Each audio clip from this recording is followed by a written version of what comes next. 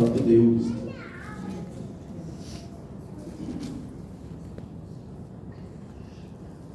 దేవుడు మనం ఏమి విత్తుతామో అదే పంటనిస్తాడు.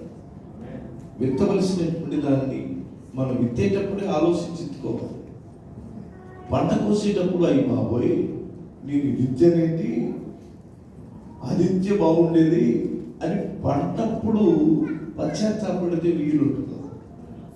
విత్తుకునేటప్పుడే ఆలోచించి విత్తాలి. ఏమి విత్తుతామో ఆలోచించుకోవాలి. ఇసాకు ఐగుప్తుకి వెళ్తానన్నాడు కరువులు. దేవుడు అన్నాడు అవసరం లేదు, నువ్వు ఇక్కడే ఉండు, ఈ దేశంలో పరవాసమై ఉండు. ఇది నీ దేశం కాదు, ఇప్పుడు ఇక్కడ క్రూరులు ఉంటారు, మంచివారు లేరని చెప్పచ్చు. దొరికితే రకరకాలుగా హింసించేవారు ఉన్నారు. ఇక్కడే ఉండు, విత్తవలసిందా విత్తు, పంట నేను ఇస్తాను, నేను అభివృద్ధి పరుస్తాను. మీరు ఎంతమంది నమ్ముతారు? నేను ఎందుకు ఇక్కడ ఉన్నాను? అనవసరంగా ఉన్నానా? ఏ మనుషుడిని దేవుడు అనవసరంగా ఎక్కడ ఉంచదు.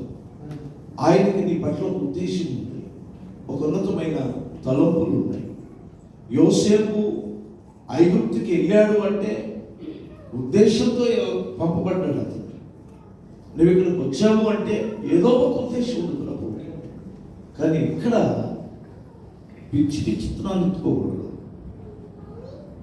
ఎత్తవలసిన దాన్ని విత్తాలి. ఏమి విత్తుతావు? అసలు మనుషుడు ఏమి విత్తాలి? నేను ఒక 4-5 మాటలు చెప్పాను. హల్లెలూయా.